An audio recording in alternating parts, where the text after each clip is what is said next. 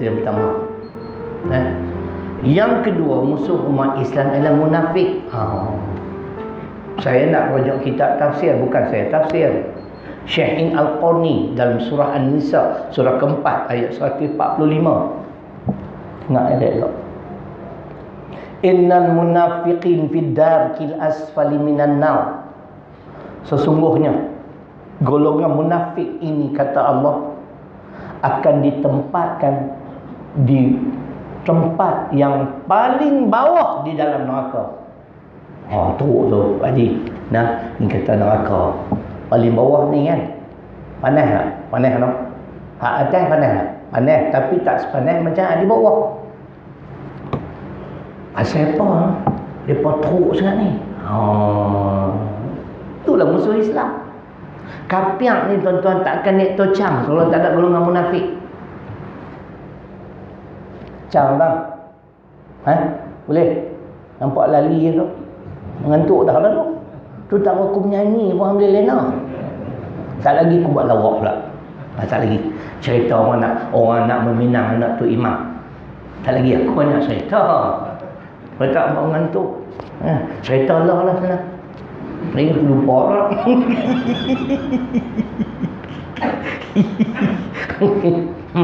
Tu imam ni abang. Abang kahwin ni abang.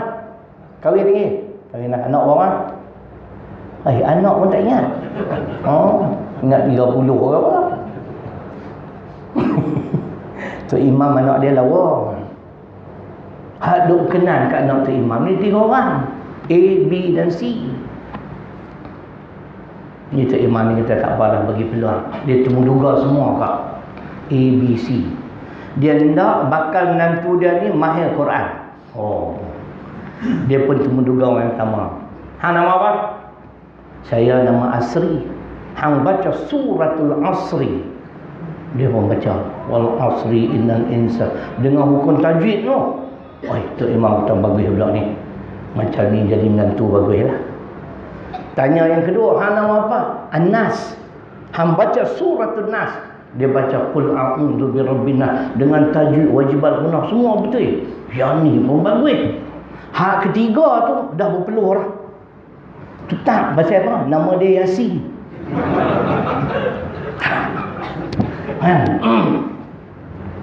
Dia kata mati.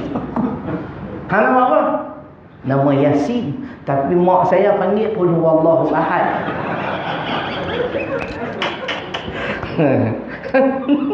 Apa mengantuk aku buat lawak lagi. Banyak lagi cerita aku boleh cerita.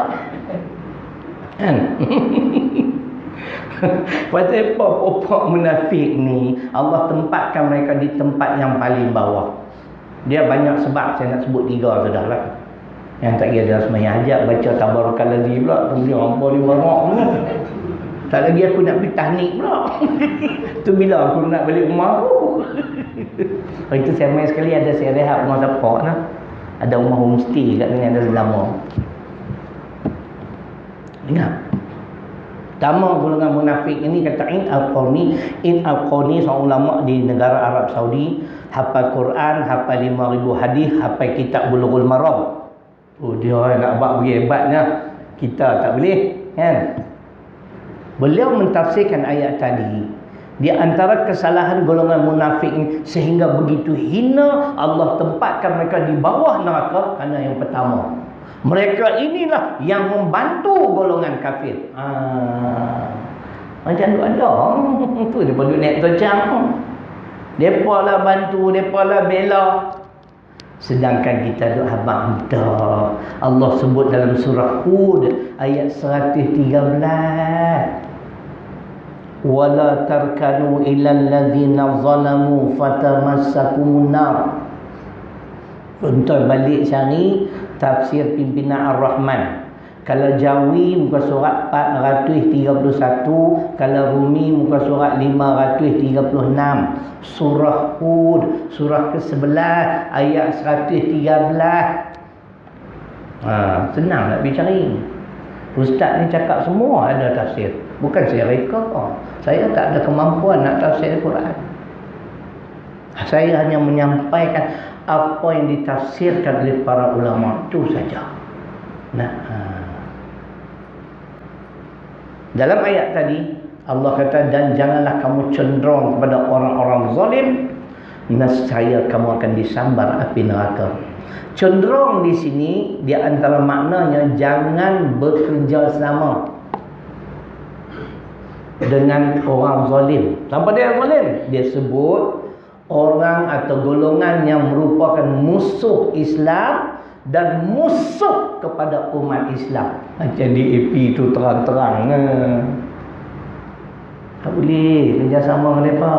Oh, mereka tanya, dulu boleh kawan dengan DAP? Dulu dia tak kacau kita. Dia kata dia nak jadi Umar Abdul Aziz. Dia kelentong kita, aku pun percaya. Dajil dengan buat ingat.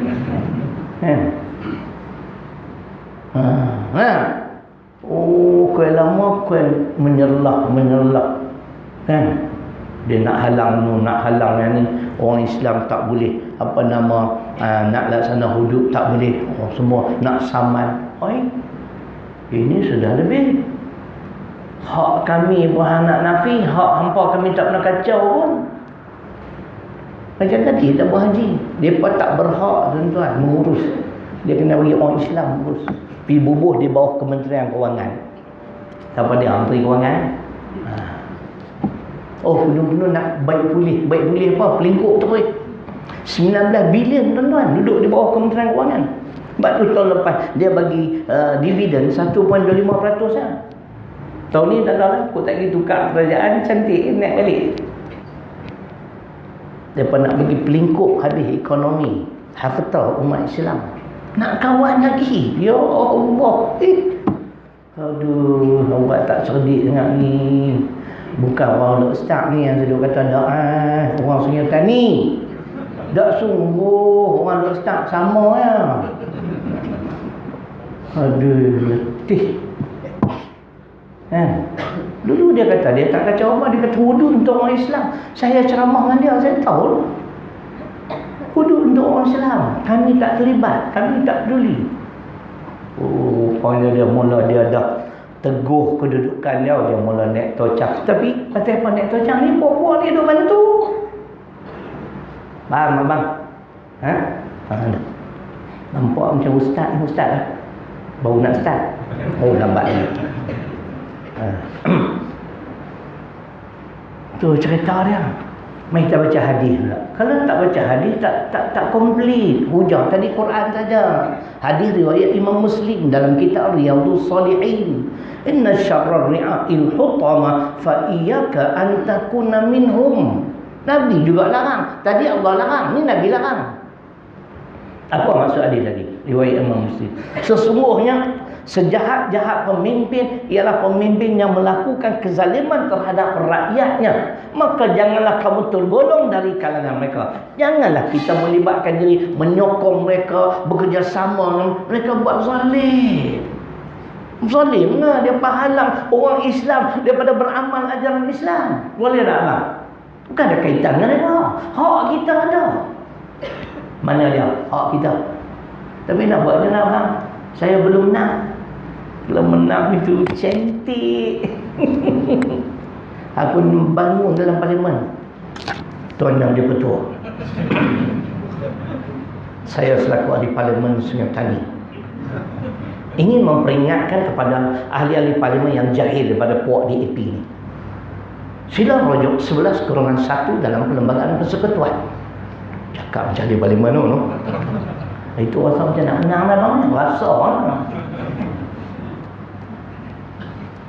Dalam Perlembagaan Persekutuan Perkara 11/1, tiap-tiap orang adalah berhak menganuti dan mengamalkan agamanya. Ni peruntukan. Tadi kita baca dalam Quran, hak orang bukan Islam ada, tak boleh paksa mereka. Dia tak mau undang-undang Islam, kita bagi pilihan, berhukum dengan undang-undang sivil. Aduh. Oh, my time kita dia nak halang. Tu Tuhan bentau dia tak bagi saya menang lagi. Saya jenis sengih, abang terus terang, saya tak pergi can buat ni. Masa saya kerja dulu lah 16 tahun dengan Maybank, mana ada sekok Cina berani ada. Hak kerja lama lebih pada saya pun takut. Saya segi kerja buat insya-Allah. Punctuality, kedatangan awal. Pukul 9 dia kerja 8 sampai dah. Saya duduk standby tengok siapa main lambat. Mampus lah bang. Bos saya Cina. Aku hantar dengan bos-bos sekali.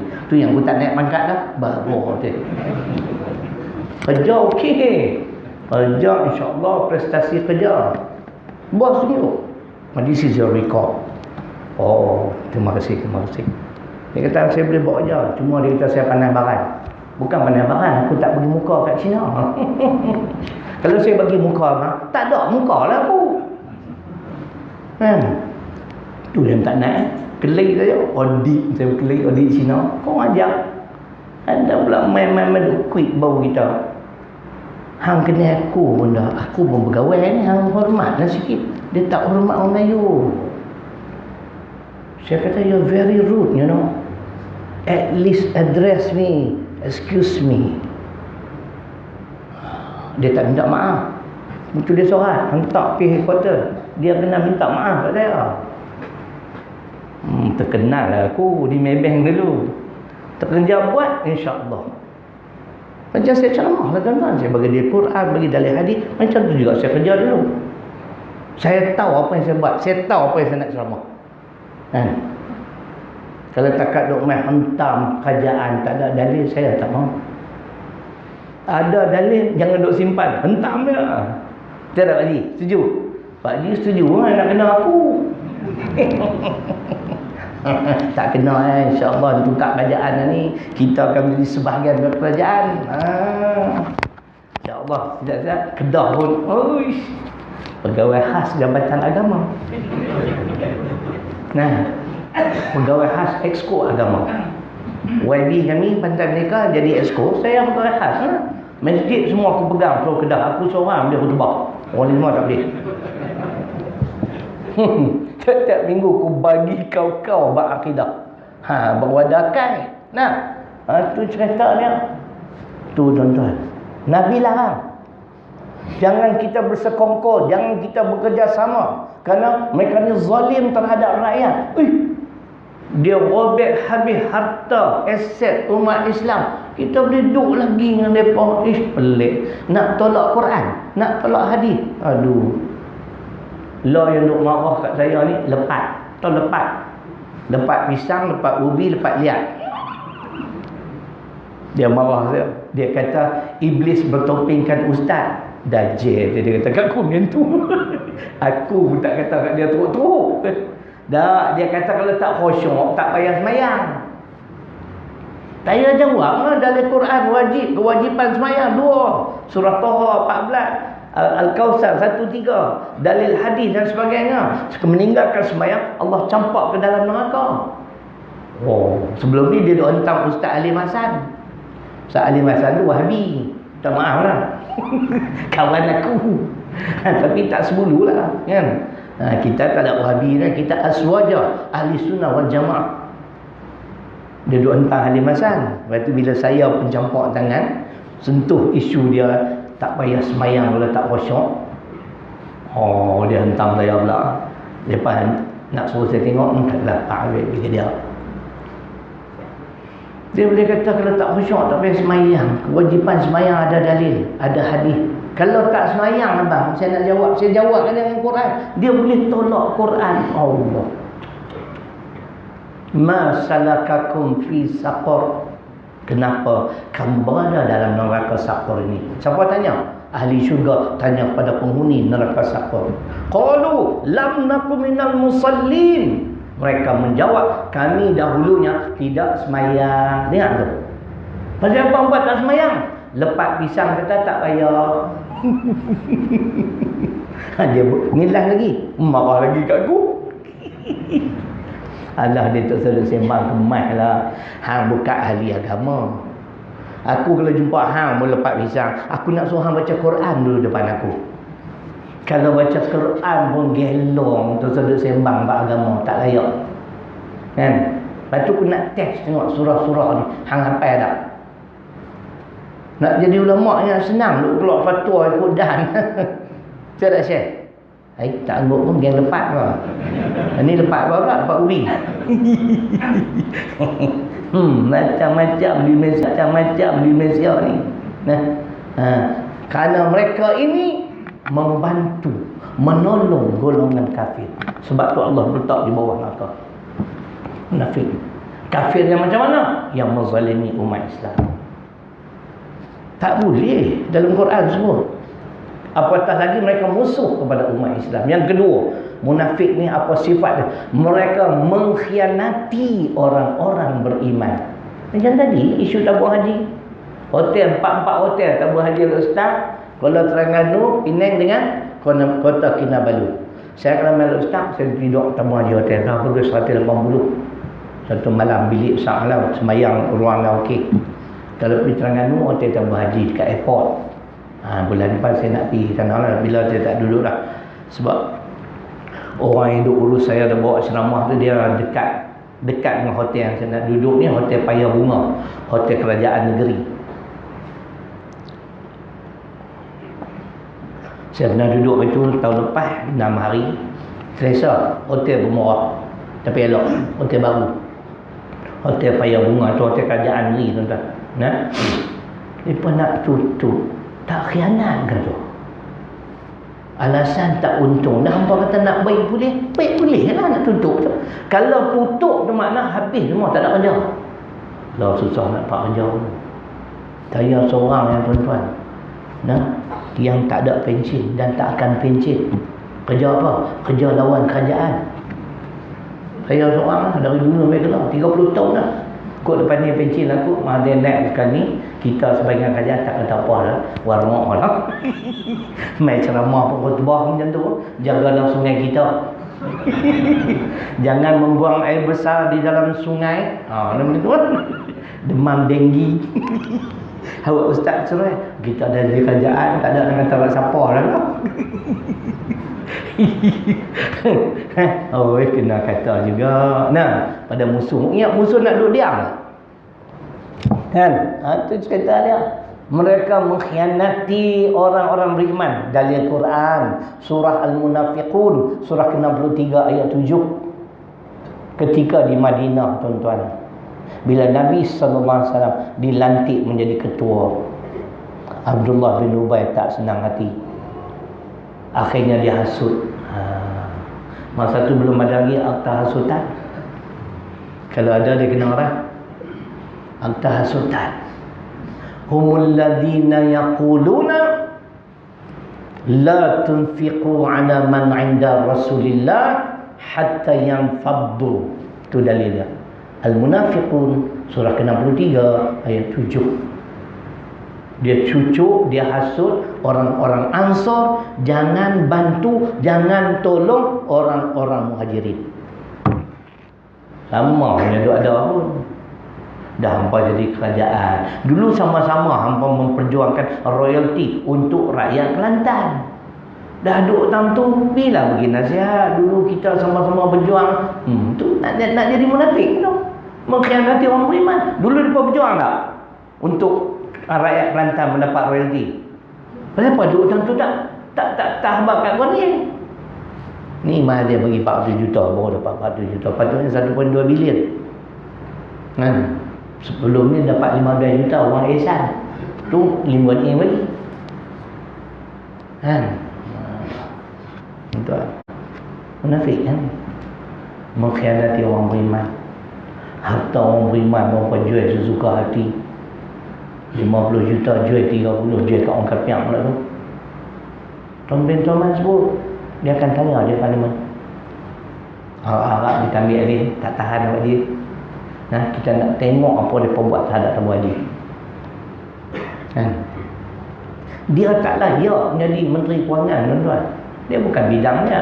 Saya dipahamkan dia bukan chartered accountant, bohong. Kerajaan PA ni banyak dia apa ni, menteri-menteri sijil palsu. Yang tak berkelayakan. Ada tak? Ada kan?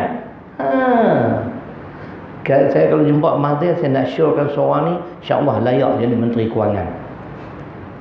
Dia bidang-bidang investment ni dia pandai. Dia pernah kerja di luar negara, tuan-tuan. Asal syarikat tu syarikat yang tak ada nama. 12 tahun abang dia duduk situ jadi CEO. Tu dia punya maju, punya kaya. Gaji dia tu saya duk kira lah banyak mana. Cina kata kak, siap beliau. Makan tak habis. Aku bokau siap. Makan tak cukup. Orang macam tu layak. Dia reti fikir nak naikkan ekonomi. Kelulusan Pak Di, Masya Allah, punya tinggi. Sampai tak ada kerja. Kelulusannya nuclear physics. Lepas tu dia tukar, dia ambil science actuary. Dia jutawan. Mana ustaz kenal? Macam mana ustaz tahu? Takkan aku nak cerita semua. Adik-adik aku tu yang aku boleh cerita kat hamba. Masa dia lantik lah dia. Tapi saya tak mahu tabak daripada dia. Bawa cari sendiri. Lantik lah. 16 orang. Untuk, dia panggil apa? Nak baik boleh ekonomi apa, ada satu term, tak ingat. Dia salah seorang. Timbalan menteri tanya ni siapa dia ni, apa pengalaman. Hang tu tak tanya. Hang lagi mangkuk. Kawan ni taraf dunia weh, cik weh. Sampai orang offer gaji sebulan $1 juta. Pak dia kata tak sah. Kerja dengan orang Arab Islam lah senang. Kayaknya dengan Pak Arab tu dia berhenti. Dia dah kaya lah. Tok Mahzir tengok dia punya potensi. Mahzir telefon lagi lantik. Tak mahu abang lah sebab dia bangga kat aku pun. Nazir kata hari ni I lantik you, minggu depan dia balik you aku nak ganti Menteri Agama. Menteri Agama cakap macam ni bawa Power Rangers no. Quran hadis kan, ni rahmatan lil alamin. Duk ingat ayat tu pun. Saya ingat ayat lain langsung. Wa ma arsalnaka illa rahmatan lil alamin. Tu pun kalau tanya surah ke bapa ayat ke bapa jam. Bukan dekat dia, hampa pun sama. Bukan dia ingat, gelak kat dia pula. Al-Anbiya surah 21 ayat 107. Saya macam tu bang, apa semua. Juzuk saya tak mahu. Tak penting. Yang penting kita abang surah ke bapa ayat ke bapa. Nama surah. Orang nak cari senang. Juzuk jenuh lah. Tapi memang ada yang hafal bukan dekat juzuk. Dia hafal bukan surat Quran tu. Ayat ni dalam Quran bukan surat sekian-sekian. Tu dia. Quran ada berapa muka surat? Mak. Abang jawab tepat, saya bagi RM100. Bang. Tak ingat? Aku pun tak ingat. Ada tanya orang tak ingat. 604 kan 606 lebih kurang macam tu. Kan? Orang Arab dia boleh ingat. Insya-Allah. Tu memang kelebihan Allah bagi. Mereka mengkhianati orang-orang beriman ni, sifat munafik. Patut sangat Allah tak di bawah kali. Yang ketiga, akhir sekali, mereka memperolok-olokkan agama. Kita kena buat contoh. Kita bukan nak fitnah. Abang pernah dengar tak tahun lepas baru lepas menang tu 2018 selang beberapa bulan, kita kerajaan tidak menunaikan manifesto. Biasalah, Nabi pun tak tunai janji. Ada tak dia kata macam tu? Siapa dia? Angguk kawan dia apa? Ada tak? Makcik? Makcik dia sampai tak kenal siapa. Ni kenal tak siapa dia? Ni lecturer.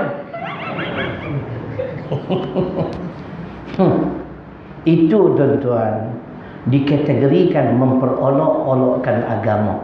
Macam mana orang boleh kata Nabi tak tunai janji? Dia kait dengan peristiwa Hudaibiyah. Nabi masuk daripada Madinah ke Mekah, dah niat ihram, sampai di Hudaibiyah tak dibenarkan masuk ke Mekah. Kan? Buat perjanjian, kena balik. Dia kata Nabi pun tak tunai janji. Oh, silap banyak. Abang Nabi buat kerja haji memang. Nah. Siapa pernah buat kerja haji, aku nak tanya hampa. Kalaulah kita dihalang atau terhalang, bagaimana kita nak tahlul? Bang, Dia kalau silap tahlul, dia jadi bahlul. Dia ingat saja-saja ke Allah bagi jadi peristiwa tu. Allah nak ajak bagaimana kita nak tahlul sekiranya dihalang ataupun terhalang. Saya 2 kali dah kerja ni, takkan bodoh itu. Jawapannya dalam Al-Baqarah 196. Dah sampai di Hudaybiyah, dah niat nawaitu umrah wa ahramtu biha. Kalau pada Madinah di Bir Ali ya. Miqat dia. Kalau di Mekah Hudaybiyah, Jaranah dan juga Tan'im. Kau pernah pergi tak? Dah pergi. Simpan duit niat-niat, jom pergi aku. Hujung tahun ni saya nak pergi insya-Allah dengan Bushra Holiday Sdn Bhd.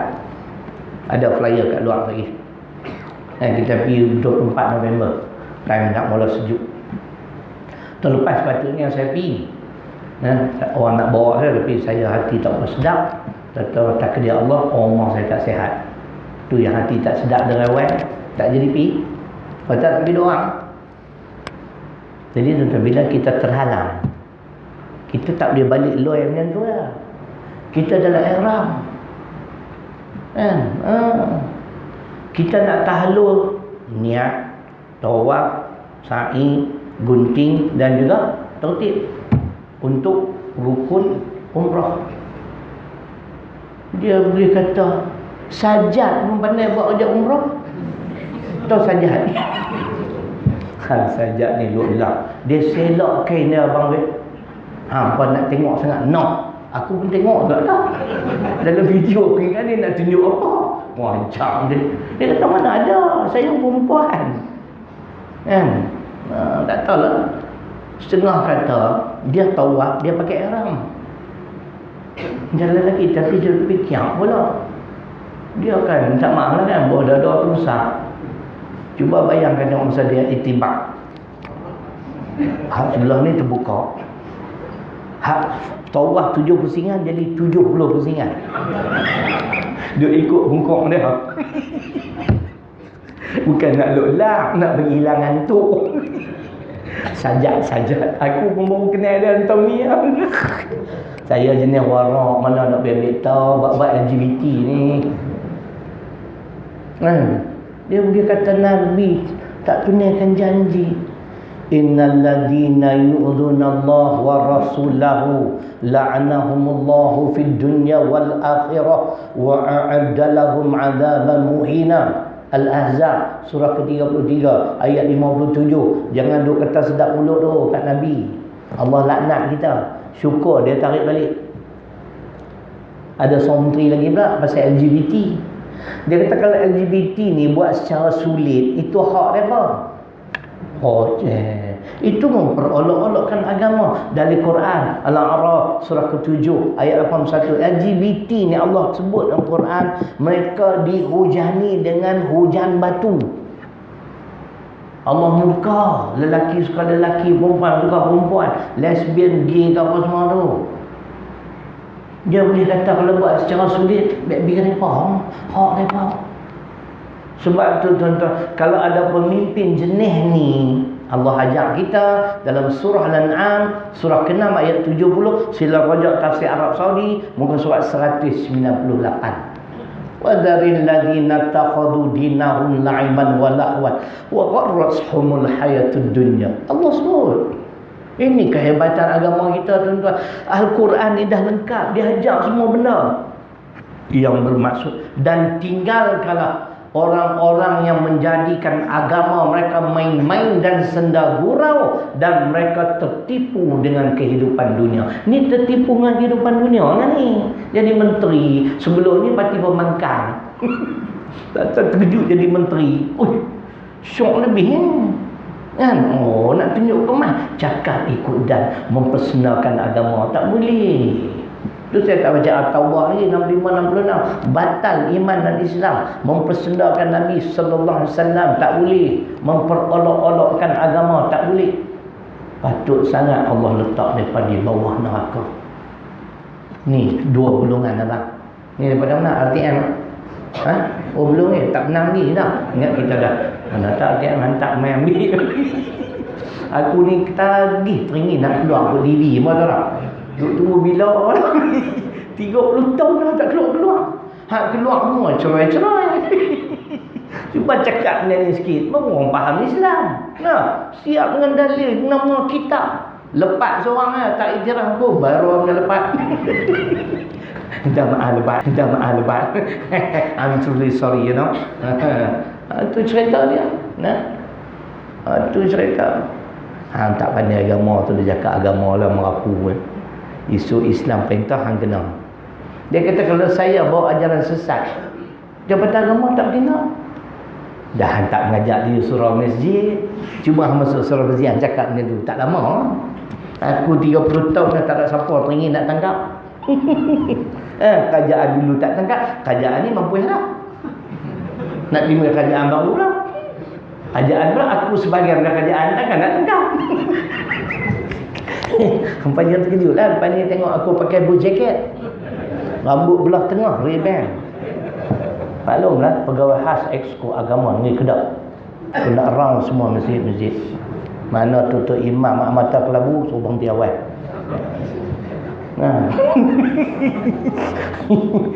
Tua pun gagah nak baca khutbah kan. Jadi tuan-tuan, tu musuh kita, kafir dan munafik. Jadi cukuplah tuan-tuan, nak baca. Lepas tu tapi lama tak main kan, cukuplah sejam 10 minit lah. Saya nak bagi salam dulu, kemudian saya nak buat pengumuman. Terima kasih, ribuan kemaafan, terkesan-kesan sebagainya. Aqulu qawli hadza wa astaghfirullahal-adzim li wa lakum. Assalamualaikum warahmatullahi wabarakatuh. Terima kasih tuan-tuan dan puan-puan. Tuan-tuan pun tahu tadi saya sembang dengan sahabat saya, sekolah ustaz macam mana? Okey lah, alhamdulillah. Tahun ke-11 dah tak. Integrasi. Sekolah rendah dah 6 tahun, sekolah menengah perempuan baru 2 tahun, sekolah menengah lelaki tahun ke-11. Tahun lepas keputusan SPM, alhamdulillah ada yang dapat 9A, 7A, 4A. Tak ada A pun dah, tu slow sikit. Alhamdulillah lah kan. Cara sekolah komand-komand pun budak dia skor 9A. Dan kesemua mereka ni adalah hufaz, penghafal Quran. Jadi kami sedang membina sebuah kompleks, masih banyak lagi yang kami perlukan, juta lagi. Saya kalau boleh nak bersiap tahun ni, nampak harus lah kot. Takkanlah kot tukar kerajaan lepas ni kan. Picum tangan Mahathir 3 kali clear. Dia bagi 2 juta clear kan. Jadi kalau tuan-tuan nak wakaf, nak menyumbang, nanti ada sahabat saya yang ada tabung, ada flyer. Kalau tuan-tuan nak hantar anak cucu kan, sekolah rendah hanya untuk orang tempatan sahaja. Kod nak wakaf ke, nak dapat pelepasan cukai ke, ataupun kalau yang teringin nak bantu melalui satu produk bank Islam yang namanya direct debit. Direct debit ni mana potongan langsung.